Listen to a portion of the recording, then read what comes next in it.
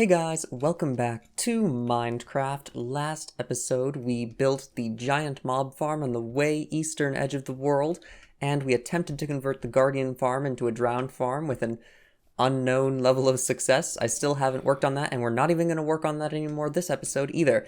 Instead, we are going to be working on a nether tunnel to this area. The reason I am doing that now is because we have 3 farms over there, including a super important basic mob farm, so I think at this point it might be time to consider it another worthwhile area. This will be the last nether tunnel to fill out our nether hub, and then we can actually work on building the nether hub itself instead of just the tunnels. But before that, I want to upgrade our beacon right there to a full Tier 4 beacon. I'm honestly not sure what to choose for the beacon power. Jump boost is fun. Like, you can just be ridiculous and bunny jumping around everywhere, because this is too high to be able to jump in this game. I mean, look at that. You can jump straight up onto the beacon thing now. This is fun, but speed would be more effective. Let's try out speed just to see how much of a difference it is. Okay, I guess speed's the choice because, yeah, this is a lot better. I have to admit, I'm sorry, jump boost. I know it's fun, but speed is so much better. We're so fast, we're zooming. It's like soul speed all the time. So as you can see, this is the gate we're going to be building today. It used to be a packed ice and snow gate, but I never got around to building that tunnel. So instead, we're going to make it an amethyst-themed gate that goes to our double geode plus mob plus dripstone farm combination. I probably should stop killing zombified piglins. I do that and it almost gets me killed every time because I forgot to wear all my armor. Anyway, see, this is the tunnel that we have to patch up. We have to do a cobblestone outside here. We have to do a cobblestone outside over there. We have to do a cobblestone outside at the end, which is actually done. We have to do a little one in the middle here, unless it's just a cave. Nope, it's not a cave. We gotta do a cobblestone outside there. And what do I mean by cobblestone outside? Well, I'll show you. Down here at the end, we have a quote-unquote cobblestone outside, which is just a shell for the amethyst tunnel to go inside. So these walls will be 2 blocks of amethyst, amethyst, amethyst, packed ice. And the cobblestone protects it from ghasts. We've also got to do some shelling at the end here. But once that's done, we can actually fill the tunnel in with stuff. Let's go through this portal to show you how it looks on the other side just for a second. Here we are, the farm that I built last episode, but now it's got this little offshoot where a nether portal takes you to the nether tunnel. The nether portal is now fully encased and ready to have a room built inside of it, once the rest of the shell is done. There's tunnel hole number 1 all patched up. Well, I finished the last patch, so now we just have to finish the section where it connects directly into the nether hub, which is so little left to do that I can do it all in a recording right now.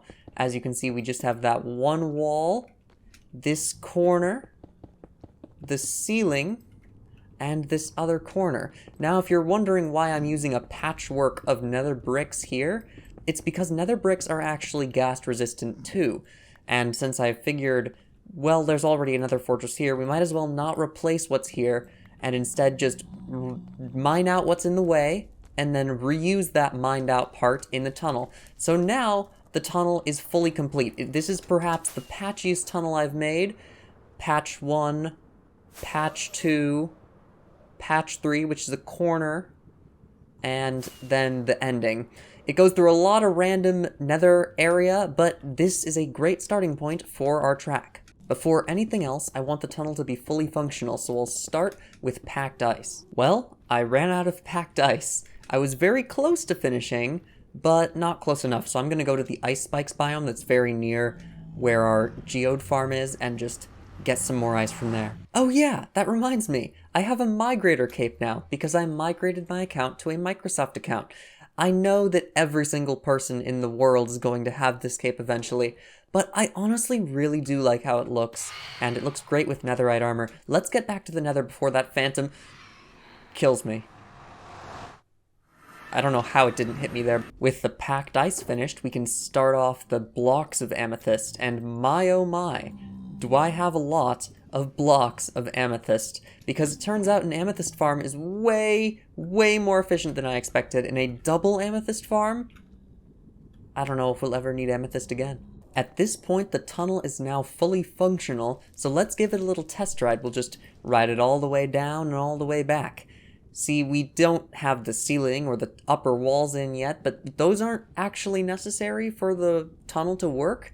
As long as we have the ice and the lower walls, there we go.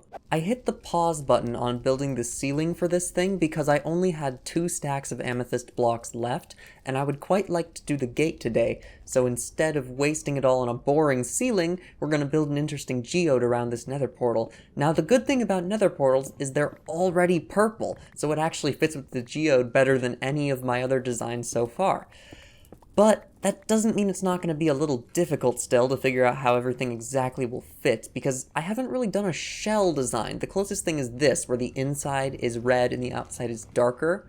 But every gate is different, and this gate will get its own cool design. So let's start thinking about it. I think for sure we're going to do amethyst around the obsidian, right?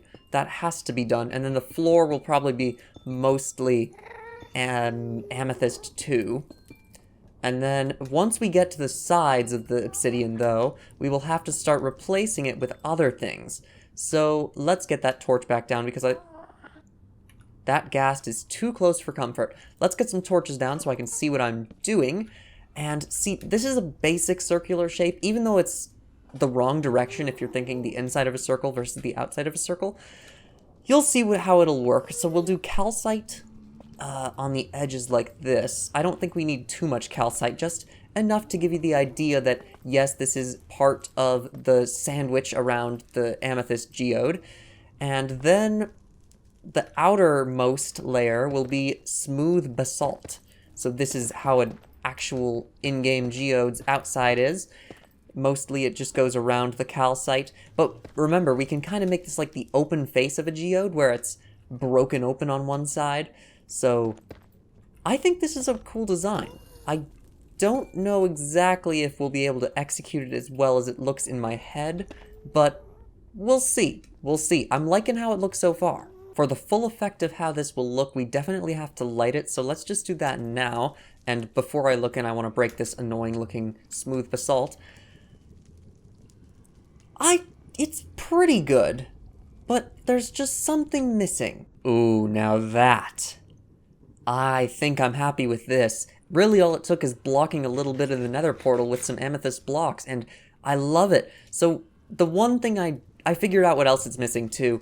It needs a few little amethyst buds on it, maybe just one here and here and here, and that would clean it up really well too. But, ooh, what an improvement over that boring packed ice gate. So now we have the amethyst gate, and all that's left for us to finish today are the 2 rooms on each side of this portal. You may be surprised to find out that I'm actually doing nothing geode related for these little rooms. Why? Well, one prime reason. Nothing related to a geode has slabs. Calcite has nothing. Smooth basalt only has smooth and polished basalt. And amethyst, again, has nothing. So we're going to do deep slate. Because deep slate is still sort of similarly themed, right? It's based around the same update, at least. The walls, those can be bricks, just because I love the deep slate brick texture. It's like a better version of the stone brick. Thankfully, when we're doing pillars, which all the gates also have, the one thing basalt actually does have is a pillar, and basalt pillars work really well with deep slate. So here's how the entrance room looks now. You step through the portal, and bam, you're in deep slate brickland. Then you take the tunnel, which let's do it again just to show you these nicer walls. You can still see the patches, but don't worry, those will be patched out soon enough. And round the corner, this part is not finished, so we gotta do this one too. And now this little ending room is finished too. But guess what? Between this clip and the last one, I also went back to our chest room, got more amethyst blocks, and finished off the roof. So you know what that means? Oh no, things can spawn in here. That's not what it means. It means that we finished the whole project in one solid episode. That doesn't happen too often, and it's very nice that we have a project tied up in a little bow like this. Unfortunately, the bow doesn't seem to be as beautiful as I thought because zombified piglins can still spawn in here, So what we're going to have to do is something similar to what we did to the farm central tunnel with filling it with glass, but that is outside of the scope of what I want to do today. I am very happy with having a boat trail that can connect us straight to our mob farm and amethyst farm, so we don't have to fly there with an elytra every single time. Are you kidding me? Actual piglins are spawning inside the This is why we need the glass, to stop these guys from spawning. Anyway, let's end the episode at the end of our nice tunnel. So for now, I do want to tell you all, thanks for watching, and I will see you later.